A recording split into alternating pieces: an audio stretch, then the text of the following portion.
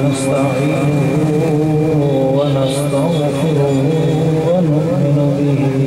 ونتوكل عليه ونعوذ بالله من شرور أنفسنا ومن سيئات أعمالنا من يهده الله فلا مضل له ومن يضلله فلا هادي له ونشهد أن سيدنا وسندنا وشفيعنا وطبيبنا وطبيب قلوبنا سيدنا ومولانا محمدا عبده ورسوله أما بعد فأعوذ بالله من الشيطان الرجيم بسم الله الرحمن الرحيم والذين آمنوا به وعزروه ونصروه واتبعوا النور الذي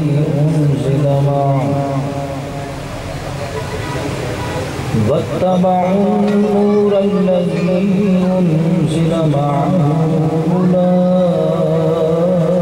أولئك هم المفلحون آمنت بالله صدق الله مولانا العظيم إن الله وملائكته يصلون على النبي يا أيها الذين آمنوا صلوا عليه وسلموا تسليما سارے دوست پوری توجہ کے ساتھ نبی پاک صلی اللہ علیہ وسلم کی بارگاہ میں حضور پیش فرمائیں الصلاۃ والسلام علیک یا سیدی یا رسول اللہ۔ آپ دوستوں کی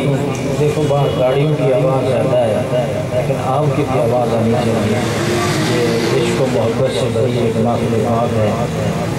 اور نبی پاک صلی اللہ علیہ وسلم کی بارگاہ میں درود بھیجنے والا سخی ہے اور جو اس عادت کو نظر انداز کرے وہ بخیل ہے۔ اللہ کریم ہمیں ان لوگوں میں شامل فرمائے جن سے میرے کریم آقا محبت کرتے ہیں۔ تو بآواز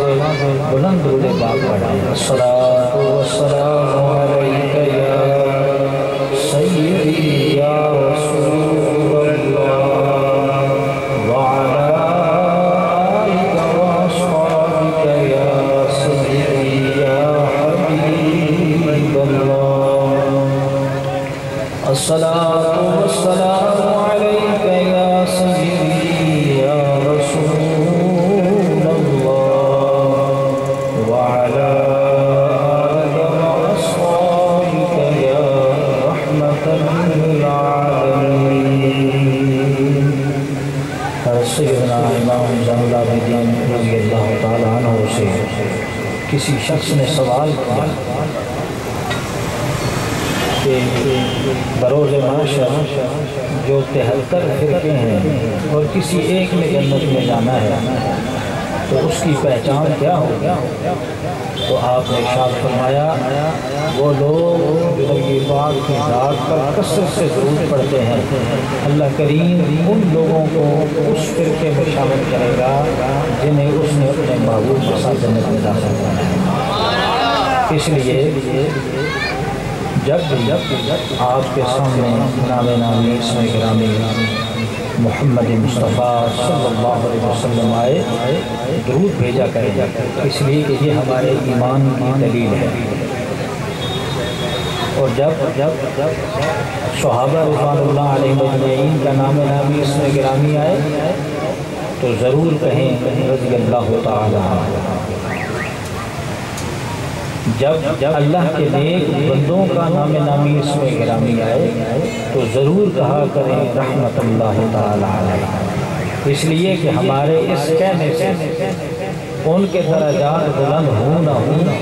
ہماری محبت کا ثبوت مل جاتا ہے،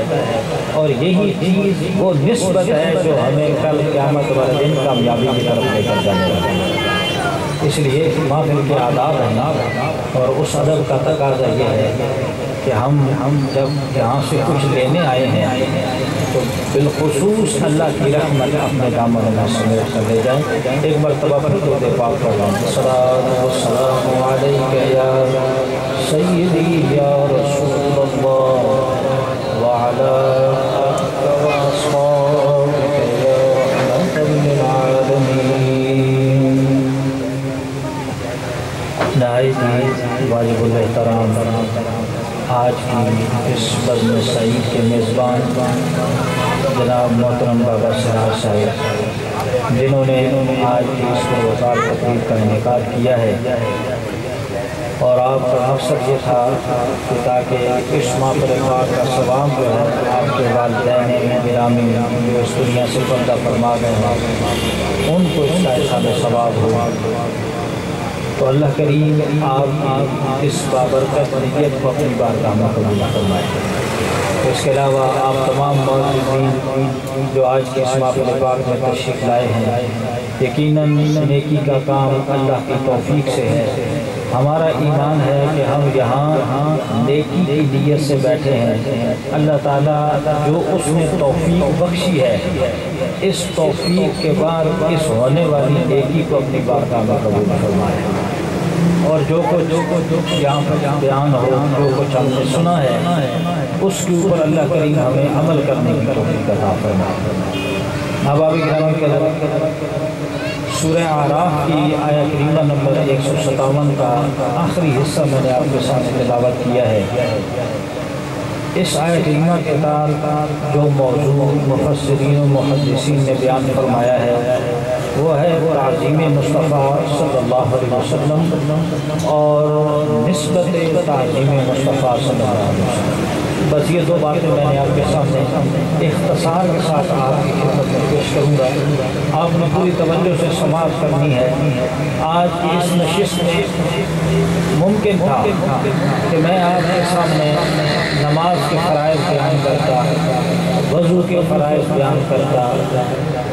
احکام شرع آپ کے سامنے بیان کرتا، الحمدللہ بیان کیے جا سکتا، یعنی کوئی ایسی بات نہیں ہے اگر نماز کے فرائض بیان کرنے ہوں تو الحمدللہ یاد ہے میں آپ کو بیان کر کے سنا سکتا ہوں، لیکن وقت کے ساتھ ساتھ جب زمانے میں آج بالخصوص اس دور سے میں اور آپ گزر رہے ہیں، ہر طرف فتنوں اور آزمائشوں کا دور پڑ رہا ہے، تو آج کی اس نشست میں میں نے یہ ضروری سمجھا ہے کہ احکام شرع یقیناً بیان ہوتے بھی رہتے ہیں، اور اس ہماری بزم میلاد مصطفیٰ صلی اللہ علیہ وسلم اس کونسل کا جو ایک خاصہ ہے وہ یہ ہے کہ یہاں اس منبر پر مختلف قسم کے علماء تشریف لاتے ہیں، اور ہر ایک کا اپنا اپنا ایک مخصوص ضمیر ہے جو آپ تک پہنچتا رہتا ہے، تو یہ سلسلے انشاءاللہ چلتے رہیں گے، لیکن آج میں نے یہ ضروری سمجھا ہے کہ وہ نماز جس کے صدقے ہمیں نماز میسر آئی ہے، وہ ذات جس کے توسط سے اللہ نے ہمیں اپنی عبادات کرنے کا شرف اور اذن عطا فرمایا ہے، وہ ہستی جس کی وجہ سے یہ بزم ہستی سجائی گئی ہے، اور وہ ذات جس کے نام سے اس کارخانہ دنیا کا نظام چلتا ہے، کیوں نہ اس ہستی کا آج ذکر اس حوالے سے کیا جائے کہ آج کے اس پرفتن دور میں ایک نمازی کے سینے سے عشق مصطفیٰ کو نکالا جا رہا ہے، ایک روزے دار کے روزے سے جو عشق مصطفیٰ کی روح ہے اس کو نکالا جا رہا ہے۔ زمانے نے اس طرف چلنا شروع کر دیا ہے کہ وہ جہاں اپنا مفاد دیکھتا ہے اسی طرف اپنا سودا کر دیتا ہے، اسے اس بات کی کوئی پرواہ نہیں ہے کہ میرے اس چلن سے، میرے اس کام سے، میرے اس تعلق سے، میری اس رشتہ داری سے، میری اس یاری اور دوستی سے، میرے اس کاروبار سے مجھے بظاہر دنیا کا تو فائدہ ہو رہا ہے لیکن میرے ایمان کو نقصان پہنچ رہا ہے۔ اس چیز کی فکر جو ہے وہ چونکہ اس وقت ہمارے درمیان سے نکلنا شروع ہو چکی ہے، لہذا اب ضروری ہے کہ ہمیں اس سرمائے کی طرف توجہ دینی چاہیے، ہمیں اس بات کی طرف غور کرنا ہے کہ ہمارے پاس کیا ہے۔ اس دنیا میں آنے کے بعد حضور سید عالم صلی اللہ علیہ وسلم کی ذات پر ایمان لانے کے بعد اگر اس دنیا و آخرت میں ہمارے پاس کوئی متاع عزیز ہے تو وہ فقط نسبت مصطفیٰ ہے۔ اگر کوئی چیز ہمیں اب بھی فائدہ پہنچا رہی ہے تو وہ میرے محبوب کی نسبت ہے۔ کل قبر میں جس چیز نے مجھے فائدہ پہنچانا ہے وہ بھی نسبت مصطفیٰ ہے۔ کل بروز حشر اگر ذلتوں سے بچ کر عزتوں کی طرف جانا ہے تو وہ بھی نسبت مصطفیٰ ہے۔ تو یارو جتنی فکر میں اپنے کاروبار کی کرتا ہوں، جتنی فکر میں اپنی اولاد کی کرتا ہوں، جتنی فکر میں صبح سے لے کر شام تک اپنے اس دنیا کی مختصر سی زندگی کو سنوارنے کی کرتا ہوں، اگر اس فکر میں یہ فکر بھی شامل ہو جائے، اللہ اور اس کا رسول ہمیں اس بات سے منع نہیں کرتا کہ ہم کاروبار نہ کریں، ہمیں اس بات سے منع نہیں کرتا کہ ہم لوگوں سے تعلقات نہ بنائیں، ہمیں اس بات سے منع نہیں کرتا کہ ہم اپنی زندگی کو خوشیوں کو بطور خوشی ان کو سیلیبریٹ نہ کریں۔ اللہ اور اس کے رسول ہمیں اس بات سے منع نہیں کرتا کہ ہمارے پاس جو ہماری جائز خواہشات ہیں ہم ان کے لیے تگ و دو کریں، اس بات سے منع نہیں کرتا۔ اگر منع کرتا ہے تو فرمایا ایسے کاروبار سے منع کرتا ہے جو تیرے ایمان کو کھا جائے، تجھے اس رشتہ داری سے روکتا ہے جو تجھے رسول اللہ سے دور لے جائے، تجھے اس محفل سے روکتا ہے جس محفل میں اللہ کی، اس کے رسول کی، اس کے بندوں کی توہین ہوتی ہو، جہاں ان کے خلاف کوئی زہر اٹھایا جا رہا ہو، میں اس محفل سے دور رہو، اس شخص سے دور رہو، اس کاروبار سے دور رہو، ان رشتہ داروں سے دور رہو، اپنی ان تمام تر مصروفیات سے دور رہو جو تمہارے ایمان کو نقصان پہنچاتی ہیں۔ فرمایا اگر تمہاری متاع عزیز ایمان ہو جائے، پھر فرمایا سب سے پہلے جو فکر تیرے دامن کو دامن گیر ہوگی وہ یہ ہوگی کہ تو کوئی بھی کام کرنے سے پہلے اس بات کو 1000 مرتبہ سوچے گا کہ میں جو کام کرنے جا رہا ہوں اس کام سے کہیں میرے رب کی ناراضگی تو نہیں ہے۔ پھر تجھے وہ نیند نہیں آئے گی جو تجھے صبح نماز کے لیے اٹھنے نہ دے، پھر تیرا وہ دوست تیرے قریب نہیں آئے گا جو تجھے عین اذان اور نماز کے وقت تجھے مسجد سے دور لے جائے، پھر تو اس کاروبار کا کبھی حصہ نہیں بنے گا جو کاروبار تجھے اللہ کی یاد سے غافل کر دے، پھر تیری زندگی کا رخ اس طرف چلے گا جو میرے کریم آقا صلی اللہ علیہ وسلم کی سنت کے مطابق ہوگا، اور اس کا فائدہ کیا ہوگا؟ میرے کریم آقا صلی اللہ علیہ وسلم انسان کا کوئی کاروبار اس کی ترقی کا ضامن نہیں ہے۔ انسان پیسوں کی بوری پر بیٹھ جائے لیکن کیا ضمانت ہے کہ وہ پیسہ اس کو فائدہ پہنچائے؟ ہاں ضمانت ہے تو فقط فرمان مصطفیٰ میں ہے۔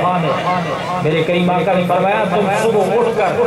نماز پڑھ کے اپنے کاروبار کے لیے نکلو، فرمایا تمہیں فکر کرنے کی ضرورت نہیں ہے، تم اللہ کا نام لے کر نکلو اور پھر تمہیں تمہیں فکر کرنے کی ضرورت نہیں ہے، جس خالق کے لیے تم نے اٹھ کر صبح دوگانا پڑے ہیں، اس نے تیری 2 رکعتوں کے اوپر تیرے لیے 2 فرشتے مقرر کیے ہیں جو تجھے صبح اپنے رب کے حضور دعاؤں سے رخصت کرتے ہیں۔ آؤ بخاری شریف کا حدیث پاک ہے، میرے کریم آقا صلی اللہ علیہ وسلم نے ارشاد فرمایا جب وہ اللہ کا بندہ نماز پڑھ کے اللہ کا نام لے کر اپنے کاروبار کے لیے نکلتا ہے، وہ فرشتے اپنے رب کے حضور دعا کو ہوتے ہیں، اے خالق و مالک، اس نے صبح اٹھ کر تیرا نام لیا ہے، اس نے تجھے یاد کیا ہے، اے اللہ اس کے کاروبار میں برکت عطا فرما۔ پھر فرمایا تو 1 روپیہ کما کے لائے یا شام کو بغیر پیسے کما کے آئے، اس بات سے تعلق نہیں ہے اگر اس شام تجھے تیرا کاروبار نقصان پہنچائے، فرمایا دامن مصطفیٰ سے آ کر اس بات کا ثبوت کر لینا، اس بات کا ثبات مصطفیٰ کریم سے کر لینا۔ میرے کریم آقا صلی اللہ علیہ وسلم نے ارشاد فرمایا کسی کی دعا رد ہو سکتی ہے لیکن فرشتے مستجاب الدعوات ہیں، وہ دعا مانگتے ہیں، اللہ قبول کرتا ہے، اور اس دعا کا صدقہ یہ ہے کہ انسان خود بھی فائدے میں آ جاتا ہے، اس کا سارا خاندان اللہ کی پناہ میں آ جاتا ہے۔ تو فرمایا جب انسان جو ہے وہ اپنی زندگی اس فکر کو اگر اپنے دامن میں اجاگر کرنے میں کامیاب ہو جائے تو پھر یقیناً اس کی زندگی کامیابی کے راستے پہ گامزن ہے۔ دعویٰ بگرامی قدر اگر انسان ان ساری جو میں نے آپ کے سامنے وجوہات رکھی ہیں ان سب کا اگر حل تلاش کرنا چاہے تو یہ بھی دامن مصطفیٰ صلی اللہ علیہ وسلم سے ہمیں میسر آتا ہے۔ اور قرآن کریم نے بڑے واضح الفاظ میں اللہ وحدہ لا شریک نے ہمیں ہماری کامیابی کا معیار، ہمیں ہماری کامیابی کا راز سمجھا دیا۔ فرمایا فالذین آمنوا بہ وعزروہ ونصروہ واتبعوا النور الذی انزل معہ اولئک هم المفلحون۔ اے ایمان والو، تم اگر کامیاب ہونا چاہتے ہو تو پھر سب سے پہلے شرط یہ ہے کہ انسان سے ایمان کے درجے میں انسانوں سے تو ساری دنیا بھری ہوئی ہے، لیکن فرمایا مومن وہ ہے جو حضور کی ذات پر ایمان رکھتا۔ فرمایا ایمان لاؤ، پھر وعزروہ، ایمان لانے کے بعد اس ایمان کا تقاضا یہ ہے کہ وعزروہ، اس کریم ذات کی تعظیم کرو جس کی ذات پہ تم ایمان لے کر آئے ہو۔ فرمایا تمہارے ایمان کو اللہ کریم نے ان چند شرائط کے ساتھ جوڑ دیا ہے۔ فرمایا مومن وہ ہے وعزروہ، جو میرے مصطفیٰ کی تعظیم کرے، جس نے کسی بھی موڑ پر کریم آقا کی تعظیم کو نظر انداز کیا، اس نے اپنے ایمان کو پیچھے چھوڑ دیا ہے۔ جب تک وہ تعظیم مصطفیٰ بجا نہیں لاتا اس وقت تک وہ مومن نہیں ہے، اور مومن وہ ہے جو اللہ کے رسول کی تعظیم بجا لائے۔ اور تعظیم یہ ہے کہ انسان اپنی زندگی میں اپنے اعتقاد میں یہ بات جان لے کہ اس کائنات میں میرے لیے اگر کوئی چیز متاع عزیز ہے تو وہ فقط ذات مصطفیٰ صلی اللہ علیہ وسلم۔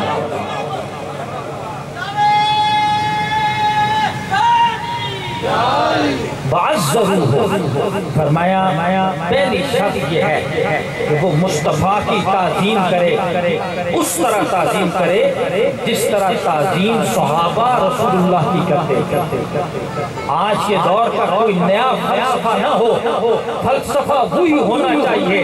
جس کو سند اور مہر میرے مصطفیٰ نے لگائی ہے۔ اور صحابہ رضوان اللہ علیہم اجمعین نے تعظیم کے باب میں اس امت کو یہ درس دیا ہے کہ لوگوں اس خاک میں،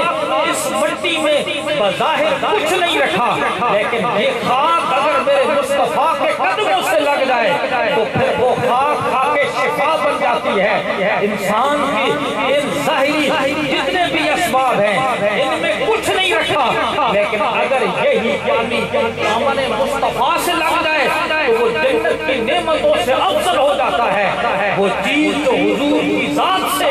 نسبت حاصل کر لے پھر وہ نسبت بھی اتنی عظیم ہوتی ہے کہ صحابہ فرماتے ہیں اس نسبت کے لیے جان تو قربان کی جا سکتی ہے، لیکن اس نسبت کو کوئی نقصان پہنچے یہ صحابہ کبھی برداشت نہیں کر سکتے۔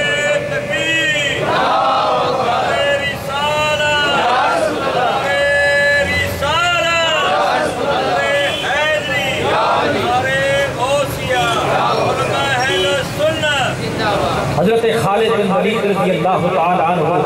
آپ کی ٹوپی مبارک میں لگا ہوا بال ہو یا حضرت ام سلمہ رضی اللہ تعالیٰ عنہ کے پاس میرے مصطفیٰ کریم صلی اللہ علیہ وسلم کے کوئے مبارک ہوں، یا وہ منظر ہو، وہ صورت ہو کہ جب صحابہ نبی پاک صلی اللہ علیہ وسلم کی بارگاہ میں یوں اپنے ہاتھ مبارک لیے بیٹھے ہیں، میرے مصطفیٰ وضو فرما رہے ہیں، اوپر سے پانی چہرہ بدحا کو مس کر کے نیچے آتا ہے اور وہ اس پانی کو اپنے ہاتھوں پہ لے کر اپنے چہروں پہ ملتے ہیں، کس یقین اور اعتقاد کے ساتھ کہ جس جگہ مصطفیٰ کریم کے مبارک چہرے کا لگا ہوا پانی لگ جائے گا اللہ کبھی اس کی پر غضب نازل نہیں فرمائے گا۔ یہ صحابہ کا ایمان اور عقیدہ تھا۔ تو وہ بال ہو جو حضرت خالد بن ولید کی ٹوپی مبارک میں لگا ہے، وہ موجود مبارک ہو جو ام سلمہ رضی اللہ تعالیٰ عنہ کے پاس ہے،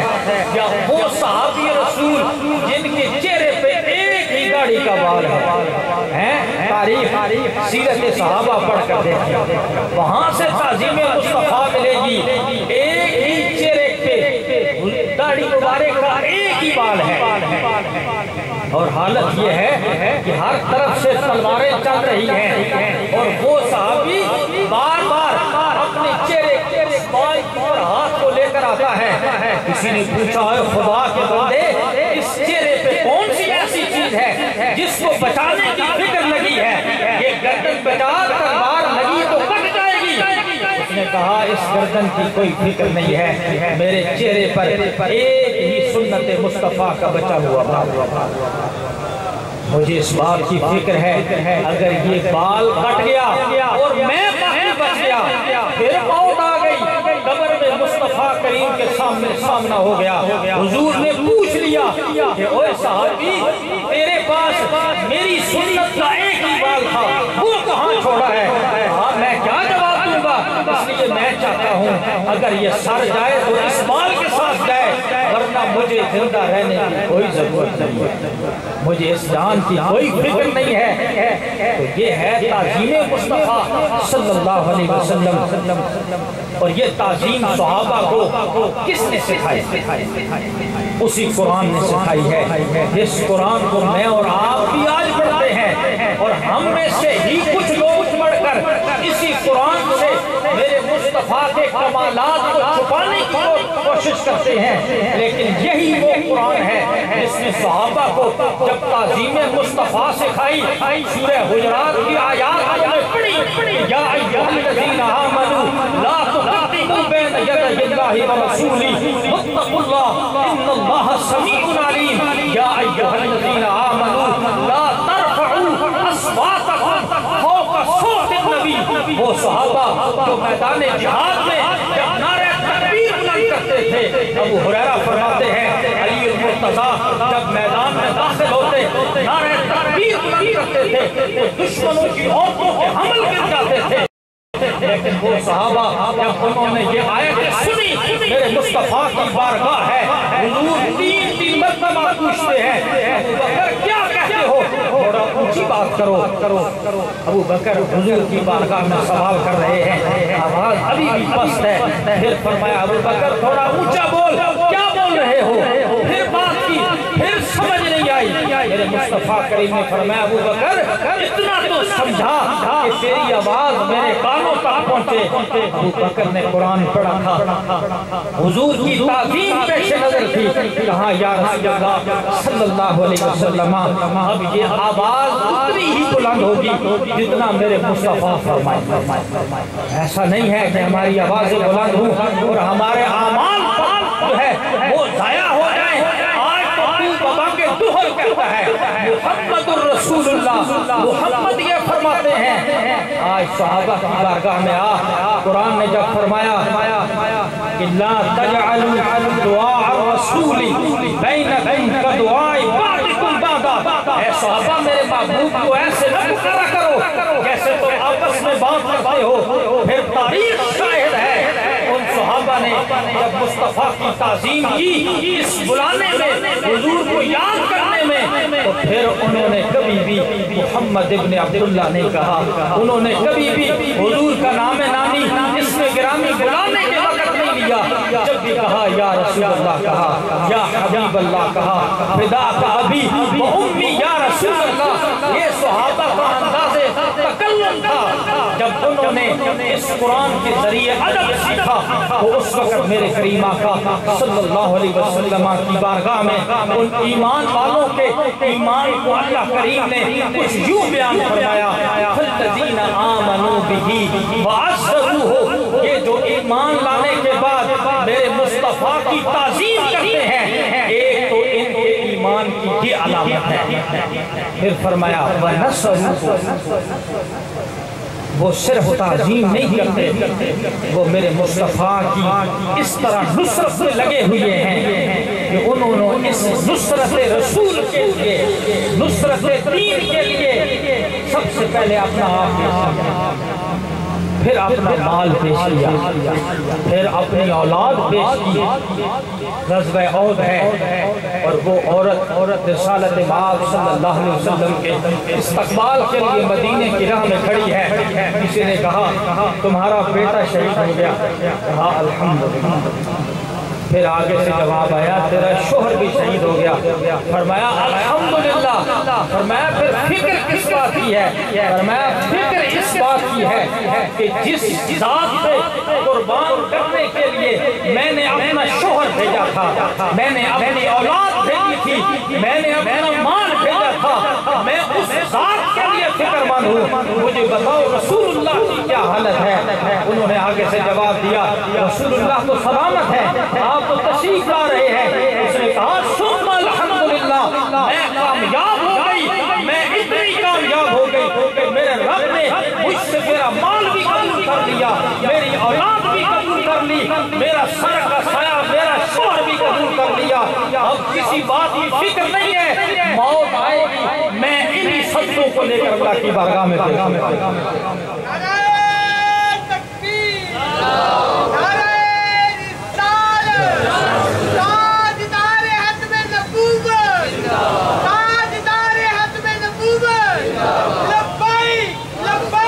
لبیک یا رسول اللہ، لبیک لبیک لبیک یا رسول اللہ۔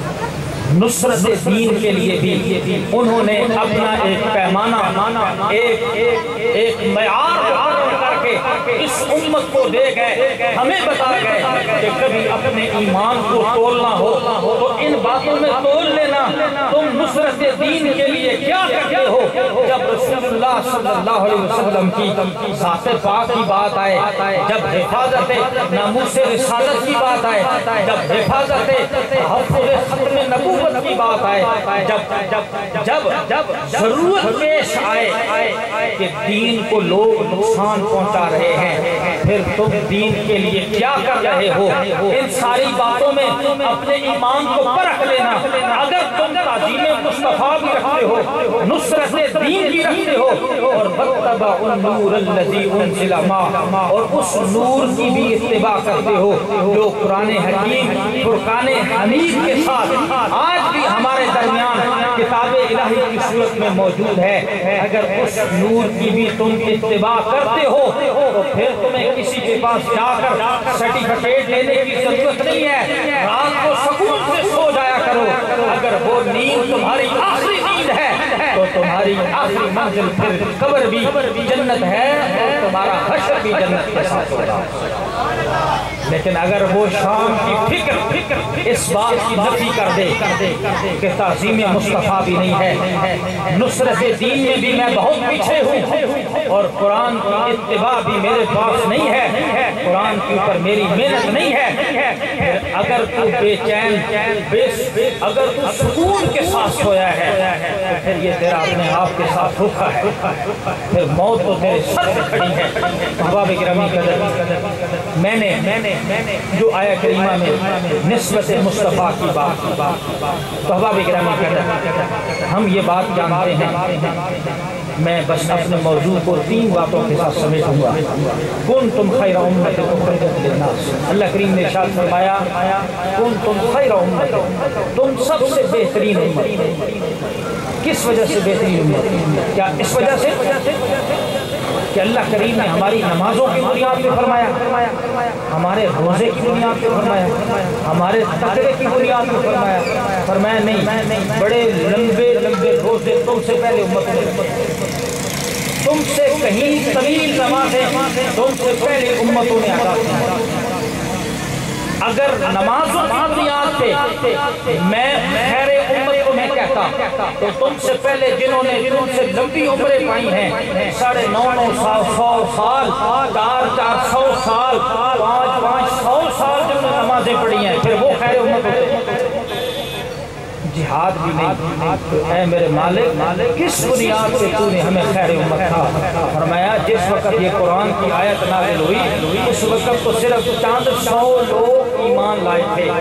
تم تو اس وقت پیدا بھی نہیں ہوئے تھے، اور قیامت تک امت رسول پیدا ہوتی رہے گی، سب خیر امت ہے۔ کیوں ہے؟ فرمایا یہ خیر امت ہونا فقط اگر تمہارے پاس اعزاز ہے تو یہ اس وجہ سے ہے کہ میں نے تمہیں یہ خیر امت ہونے کا اعزاز اگر بخشا ہے تو وہ فقط اپنے محبوب کے نالان پاک کے صدقے تمہیں میں نے عطا فرمایا۔ تم اس آخری نبی کی امت ہو، اس لیے تم خیر امت ہو۔ یاد رکھو جس دن تمہارا تعلق میرے محبوب سے کمزور پڑ گیا اس دن میں تمہیں اس صف سے نکال دوں گا۔ اگر اس صف میں رہنا چاہتے ہو آؤ امام غزالی رحمت اللہ تعالیٰ علیہ سے پوچھو، آپ سے کسی نے اس آیت کی تفسیر پوچھی، آپ نے فرمایا جس کا رشتہ مصطفیٰ کریم سے مضبوط ہے وہ خیر امت ہے، جو جتنا مصطفیٰ سے دور ہے وہ اتنا اس خیر سے دور ہے۔ اگر وہ واپس نہ آیا اور موت پہلے آ گئی کل قیامت والے دن یہ نہ سمجھنا کہ پھر بھی تمہیں کوئی خیر امت میں اٹھائے گا، نہیں، انا اعطینا کل کوثر تو بعد میں آیا ہے، خیر کثیر پہلے اللہ نے اپنے محبوب کو عطا فرمایا۔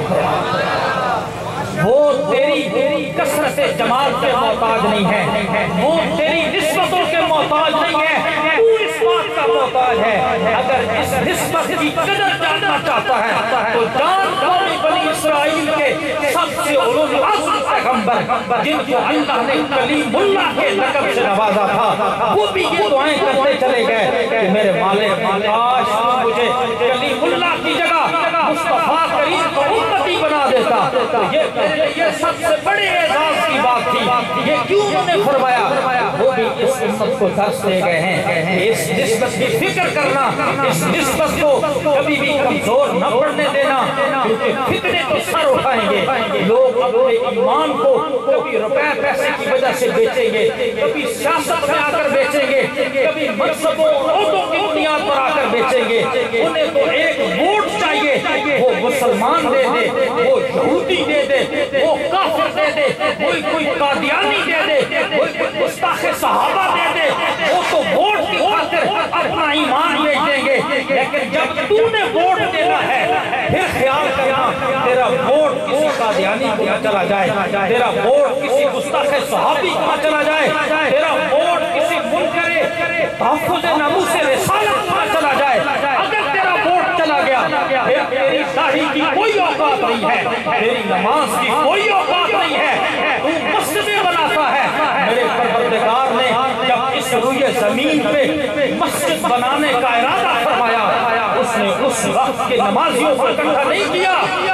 فرمایا آ میرے خلیل تو میرا گھر بنا تاکہ آنے والوں کو یہ بات پتہ چل جائے کہ اللہ گھر اس کا قبول کرتا ہے جس کے اندر صفت خلیل اللہ کی ہوتی ہے، جس کا ارادہ خلیل اللہ جیسا ہوتا ہے۔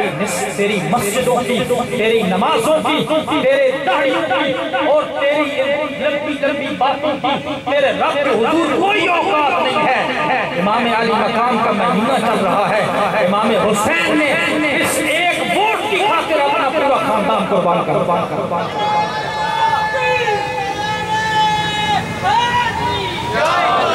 فرمایا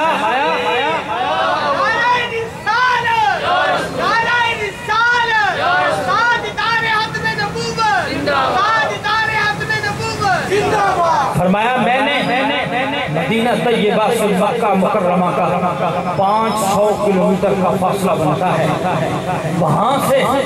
کوفہ تک میدان کربلا تک ہزاروں کلومیٹر کا فاصلہ طے کر کے امام علی مقام رضی اللہ تعالی عنہ میدان کربلا میں کھڑے ہو کر اس امت کو اس بات کا پیغام دے رہے ہیں کہ وہ صلح جو میرے بھائی امام حسن رضی اللہ تعالیٰ عنہ نے کی تھی، اس صلح کے پیچھے ایمان تھا۔ اگر آج بھی ایمان ہوتا حسین بھی صلح کر لیتا، لیکن چونکہ میں ووٹ دیتا ہوں، میں بیعت کرتا ہوں، لوگوں کے پاس اس بات کی دلیل آ جائے گی، لوگ ہر یزیدی کے ہاتھ میں بیعت کریں گے،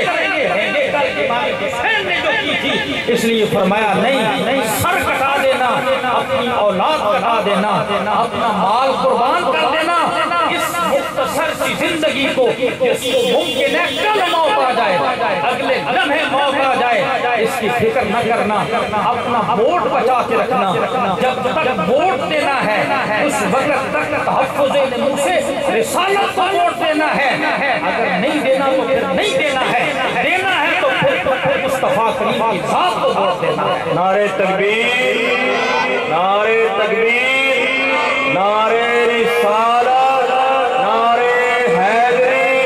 نعرہ غوثیہ، علماء اہل سنت، حسینیت زندہ باد، حسینیت، یزیدیت مردہ باد، یزیدیت مردہ باد، علماء امام ابن عساکر اور تاریخ دمشق میں یہ روایت موجود ہے، حضرت امام باقر رضی اللہ تعالیٰ عنہ اس کے راوی ہیں، آپ فرماتے ہیں کہ حضرت امام زین العابدین رضی اللہ تعالیٰ عنہ آپ تشریف فرما تھے، تو ایک شخص آیا، اس نے آ کر حضرت امام زین العابدین رضی اللہ تعالیٰ عنہ سے پوچھا کہ اخبرنی عن ابی بکر، کیا آپ ابو بکر، ہم تو کہیں گے رضی اللہ تعالیٰ عنہ، کیونکہ اس نے تو نہیں کہا، کیونکہ اس کے پاس ایمان نہیں تھا۔ ہمارا تو ایمان ہے کہ اس ایمان کی اوقات اس وقت تک ہے جب تک یہ حب صدیق اکبر کے ساتھ ہوتا ہے۔ اگر ان ہستیوں کی محبت نہیں ہے تو پھر اس ایمان کی کوئی اوقات نہیں ہے۔ آپ نے ان سے پوچھا اخبرنی عن ابی بکر، اس شخص نے سوال کیا آپ ابو بکر کے بارے میں مجھے کچھ بتائیں گے؟ تو ان کے ذہن میں یہ تھا حضرت امام زین العابدین رضی اللہ تعالیٰ عنہ آپ کے بارے میں کوئی شکایت کریں گے، کوئی آپ کے بارے میں الٹی سیدھی بات کریں گے، چلو اس کی جو اندر خباثت تھی اس کو مزید تحفظ مل جائے گا۔ لیکن آپ نے کیونکہ وہ اللہ والے میرے کریم آقا صلی اللہ علیہ وسلم نے ارشاد فرمایا، آپ نے فرمایا کہ جو مومن ہے ینظر بنور، وہ اللہ کے نور سے دیکھتا ہے، تمہاری ظاہری آنکھیں کچھ نہیں دیکھتی، اس کی آنکھوں میں اللہ کا نور ہوتا ہے، وہ تمہارے سینوں میں اٹھنے والے رازوں کو بھی جانتے ہیں۔ اس لیے آپ نے فوراً فرمایا اتسلو عن صدیق رضی اللہ تعالیٰ عنہ، تو اس کائنات کے سب سے سچے انسان کے بارے میں مجھ سے پوچھ رہا ہے۔ تو اس نے آگے سے کہا آپ بھی انہیں صدیق کہتے ہیں؟ آپ نے فرمایا ہاں لڑ کے اموں کے اور تیری ماں کو نہیں کر روئے قد سماہو صدیقاً من ہوا خیر خیلی، اور تو امام زین العابدین کے سامنے بیٹھا ہے، ان کو تو صدیق ان ہستیوں نے کہا ہے جو زین العابدین سے بھی افضل ہے۔ فرمایا ان کو صدیق تو رسول اللہ والمہاجرون والانصار، ان کو انصار نے مہاجرین نے خود رسول اللہ نے صدیق فرمایا ہے۔ میں کون ہوتا ہوں؟ اگر دلیل چاہتا ہے تو جا میرے مصطفیٰ بھی ان کو صدیق کہتے ہیں، زمین والے بھی صدیق کہتے ہیں، آسمان والے بھی صدیق کہتے ہیں۔ ہم نے فرمایا تیری ماں تجھ پر روئے، پھر آپ نے فرمایا کہ جس شخص نے ما لم یسمی، جو شخص آپ کو اس صدیق کے لقب سے خارج کرے گا، فلا صدق اللہ قولا، اللہ کریم اس کے قول کو جھوٹ فرما دے۔ پوچھا کیا قول کیا ہے؟ فرمایا قول ہے وہ ایمان، یقین، اتحاد، وہ جو رسول اللہ صلی اللہ علیہ وسلم کی ذات پہ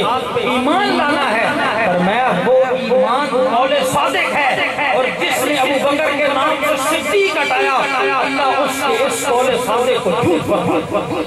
امام زین العابدین نے اسی لیے بددعا فرما دی۔ تو جن کی تعریف خود اہل بیت اطہار کرے، حضرت عبداللہ ابن عباس رضی اللہ تعالیٰ عنہ کو قوم نہیں کہا، آپ حبر الامہ ہیں، اس امت کے سب سے بڑے عالم ہیں، اور آپ رضی اللہ تعالیٰ عنہ صحابہ کا اپنی تعظیم کرتے تھے۔ آپ فرماتے ہیں کہ اگر کوئی مجھے بتاتا کہ فلاں صحابی کے پاس ایک حدیث پاک ہے جو انہوں نے براہ راست رسول اللہ سے وصول کی ہے، تو میں اس حدیث پاک کو سننے کے لیے ان کے گھر جاتا، پتہ چلتا کہ وہ اندر آرام فرما رہے ہیں، تو آپ فرماتے ہیں کہ میں ان کے دروازے پہ از راہ ادب دستک بھی نہ دیتا، پھر کیا کرتا؟ فرمایا کہ آپ فرماتے ہیں فَأَتَبَسَّدَ رِدَائِ، آپ فرماتے عَلَى بَابِهِ فَأَتَبَسَّدَ رِدَائِ عَلَى بَابِهِ، میں اپنے چادر اس صحابی کے رسول کے دروازے پہ بچھا کر اوپر لیٹ یَسْفِرْ رِیحُ بِهِ التُّرَابِ، اور ان کے گھر کے سر یہ سڑکیں تو نہیں تھی نا اس وقت، کچے رستے تھے، تو فرمایا مٹی اڑتی حتیٰ کہ وہ میرے چہرے کے اوپر مجھے گرد و غبار سے لات پت کر دیتی، لیکن میں اس ادب کی وجہ سے کہ اگر میں دستک دیتا ہوں تو اندر اب جس نے مجھے حدیث سنانی ہے وہ تو میرا استاد ہے، بے شک میں رسول اللہ کے گھر کا فرد ہوں، حضور کا چچا زاد بھائی ہے، اور میرے کریم آقا کی اہل بیت اتنی صحابہ تعظیم کرتے تھے کہ ابو بکر صدیق رضی اللہ تعالیٰ عنہ آپ فرماتے تھے اس وقت یہ شہزادے حضور سید عالم صلی اللہ علیہ وسلم کے نواسے حسنین کریمین جب آپ کے سامنے آتے آپ اپنی مسند سے اٹھ کر ان کا استقبال فرماتے، وقت کے امیر المومنین ہیں اور سارے لوگ باقی جو مملکت ہے ان کے کام آج دوسرے کارندے کرتے ہیں، حضور کے گھر کے کام ابو بکر خود کرتے ہیں، یہ ہے ادب، حضور کے گھر کا ادب، لیکن ادھر گھر والوں کا بھی ادب دیکھیں۔ عبداللہ ابن عباس رضی اللہ تعالیٰ عنہ دیکھیں، فرمایا جب وہ جاتے نا تو وہ کہتے یا ام رسول صلی اللہ علیہ وسلم، اے رسول اللہ صلی اللہ علیہ وسلم کے چچا زاد بھائی، آپ نے ارسل کبھی مجھے پیغام دیا ہوتا نہ آتی کبھی میں آپ کی خدمت میں آ جاتا، اور جو حدیث آپ مجھ سے سننا چاہتے ہیں میں آپ کو آپ کے گھر آ کر سنا دیتا۔ آپ آگے سے فرماتے نہیں فلا انا احق بھی آتی کا، تیرا یہ کام نہیں ہے، آپ کا یہ کام نہیں ہے کہ آپ مجھے رسول اللہ کی حدیث سنانے آئیں، بلکہ قیامت تک آنے والے طالب علموں کو دین کا علم سیکھنے والوں کو پیغام دے دیا کہ میں رسول اللہ کے گھر کی اولاد ہوں، اگر میں دین سیکھنے کے لیے استاد کے دروازے پہ جاتا ہوں تو تمہارا بھی فرض بنتا ہے جب تم دنیا داری سیکھنے کے لیے، سکول پڑھنے کے لیے، اپنے نئے طریقے جاننے کے لیے مختلف یونیورسٹیوں، کالجوں اور اکیڈمیوں میں جاتے ہو تو تھوڑی دیر کے لیے حدیث رسول پڑھنے کے لیے اس کے پاس بھی جایا کرو جس کے پاس رسول اللہ کے اس دین کا سرمایہ ہے۔ کبھی اس استاد کے پاس بھی روزانہ جانا چاہیے کہ ہم نے اپنی زندگی جو دین کے ساتھ جوڑ رکھی ہے، تو فرمایا وہ اتنی تعظیم صحابہ کے کرتے تھے۔ حضرت عبداللہ ابن عباس رضی اللہ تعالیٰ عنہ آپ ہی فرماتے ہیں حضرت زید بن ثابت میرے استاد تھے اور میں اکثر آپ کے گھوڑے کی زین جو ہے وہ درست کرتا اور میں کہتا کہ آپ گھوڑے پہ سوار ہوں تو میں زین پکڑ کر آپ کے پاؤں کے وہ جو نال ہوتی ہے میں وہ آپ کے پاؤں میں آپ کے پاؤں میں رکھوں آپ اکثر فرماتے کہ نہیں آپ رسول اللہ کے در سے تعلق رکھتے ہیں یہ کیسے ہو سکتا ہے زید بن ثابت سواری کو سوار ہو اور آپ پاؤں اور جوتے والی جگہ کو درست کریں آپ فرماتے تھے نہیں میں استاد ہوں تو صرف در رسول کی وجہ سے اس لیے آپ فرماتے نہیں آپ نے یہ کام کبھی نہیں کرنا بلکہ میرے لیے بڑے اعزاز کی بات ہوگی کہ آپ سواری پر سوار ہوں اور میں وہاں قدموں کی جگہ پہنچوں جن کو رسول اللہ کے گھر کے ساتھ تو احباب گرامی قدر وہ آپس میں بھی آپ ایک دوسرے کا کتنا احترام کرتے حضور کے گھر والے صحابہ کا اتنا احترام کرتے تھے کہ انہوں نے ابو بکر کی خلافت ہے جہاد نہیں کیا بغاوت نہیں کی حضرت عمر کی خلافت ہے بغاوت نہیں کی حضرت عثمان کی خلافت ہے بغاوت نہیں کی حضرت علی المرتضیٰ کی خلافت ہے اپنے گھر کی خلافت ہے پھر حضرت امیر معاویہ آپ امیر المومنین بنے بغاوت نہیں کی اس بات کو ثابت کر دیا کہ لوگوں ہمارا مقصد دنیا داری نہیں تھا ہمارا مقصد اپنے لیے خلافتیں لینا نہ تھا ہمارا مقصد بادشاہی نہیں تھا ہمارا مقصد یہ تھا کہ کوئی بھی غلام رسول آگے آئے اور رسول اللہ کے دین کو وقت پر لے کر آئے وہ آ کر رسول اللہ کے دین کی غلامی کرے امام حسین بھی اس کا جو ہے اس کے بہترین مشیر اور بہترین محافظ اور بہترین ایک سربراہ ایک بہترین سپاہی کی صورت میں آپ ساتھ چلیں گے حسن بھی چلیں گے عبداللہ ابن عباس بھی چلیں گے علی اکبر بھی چلیں گے قاسم بھی چلیں گے یہ سارے اس وقت مجاہدین جو ہیں ان کے دست بازو تھے لیکن جب یزید تخت نشین ہوا اور یہ اس کے خلاف علم بغاوت کر کے نکلے تو اس پوری امت کو اس بات کی سند دے گئے لوگوں اس سے پہلے اگر کوئی غلط ہوتا ہم اس کے خلاف ضرور اٹھتے اس لیے اس سے پہلے کوئی غلط نہیں تھا اگر کوئی ان کو غلط کہے تو غلط کہہ کر پیچھے نہ بھاگ پڑنا بلکہ ہماری سیرت کا مطالعہ کرنا علی المرتضیٰ اگر باب خیبر اکھاڑ سکتا ہے ابو بکر کو مسئلہ خلافت سے نہیں اٹھا سکتے تھے عمر کے خلاف بغاوت جس حسین کی رگوں میں علی المرتضیٰ کا خون دوڑتا ہے وہ اگر پوری دنیا کے سامنے سینہ شیشہ پلائے ہوئی دیوار بن کر کھڑے ہو جاتے ہیں اس علی المرتضیٰ کو کوئی شک تھا نہیں انہوں نے کہا یہ اس بات کی سند ہے کہ جس کے ہاتھ پہ علی بیعت کر جائے جس کو علی اپنا امام مانتے ہیں قیامت تک اگر کوئی اس کو امامت کا انکار کرے گا وہ علی کے در سے بھی جائے گا اور رسول اللہ کے در سے بھی جائے گا اللہ فی اصحابی لا تتخذوهم غرضا بعدی فمن احبهم فبحبی احبهم ومن ابغضهم فببغضی ابغضهم ومن آذاهم فقد آذانی ومن آذانی فقد آذلہ ومن آذلہ یوشک ان تأخذہ آپ نے فرمایا لوگوں میرے بعد میرے صحابہ کو برا بھلا رکھا جس نے ان سے محبت کی اس نے مجھ سے جس نے ان سے بغض رکھا اس نے مجھ سے بغض رکھا اور جو مجھ سے بغض رکھتا ہے اس نے مجھے اذیت پہنچائی جس نے مجھے اذیت پہنچائی اس نے اللہ کو اذیت پہنچائی جس نے اللہ کو اذیت پہنچائی وہ جو جان لے کر اس کا ٹھکانہ کہاں ہے اللہ تعالیٰ آج کی اس بابرکت نشست میں جو ہم نے نسبت مصطفیٰ صلی اللہ علیہ وسلم کا ذکر کیا ہے اس میں حضور کی ذات ہے اس میں نسبت رکھنے والے صحابہ ہیں اس میں نسبت رکھنے والے اہل بیت اطہار ہیں اس میں نسبت رکھنے والا ہر وہ شخص ہے جس نے رسول اللہ کے دین کا صحیح معنوں میں لبادہ اوڑھا اور اس وقت دین کی خدمت کر رہا ہے آج فتنوں کا دور لوگ علماء کی ٹانگیں کھینچتے ہیں ہر روز عجیب خبریں آتی ہیں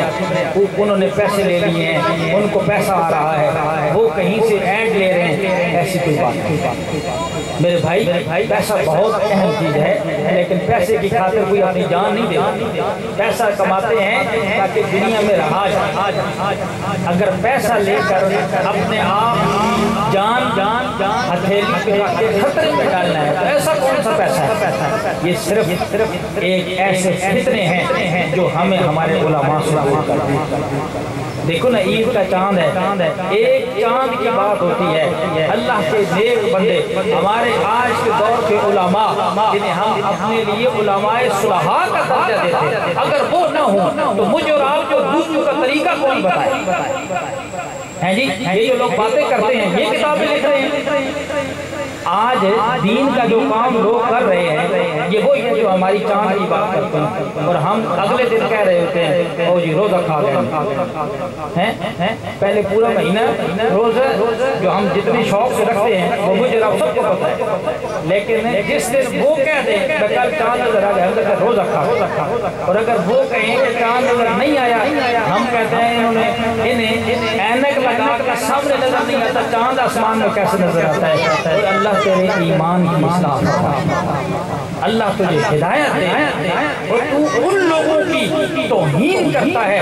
جن کے کانوں نے تیری توہین نہیں سنی، لیکن تیرے یہ بکواس فرشتوں نے لکھ لیے ہیں اور کل اللہ کی بارگاہ میں یہ تولے جائیں۔ اس لیے اگر کوئی آج اس دور آپ خیر کا کام کریں نہیں کر سکتے تو جو کر رہے ہیں ان کے لیے دعا کریں، ان کے لیے خیر سگالی کے جذبات رکھیں، اس لیے کہ ہر چیز جہاں رہ جانی ہے ایمان نے ساتھ جانا ہے، اور وہاں اس ایمان کے موصل سے رسول اللہ کی زیارت ہونی ہے، آپ کی شفاعت ملنی ہے، اور آپ کے صدقے اللہ نے کامیابی دینی۔ اللہ تعالیٰ اس آج کے جلسے میں ہمیں نبی پاک صلی اللہ علیہ وسلم کا ادب، صحابہ کا ادب، اور ہمیں اپنے ایمان کی متاع عزیز کی فکر کرنے کی توفیق عطا فرمائے۔ وآخر دعوانا الحمدللہ رب العالمین۔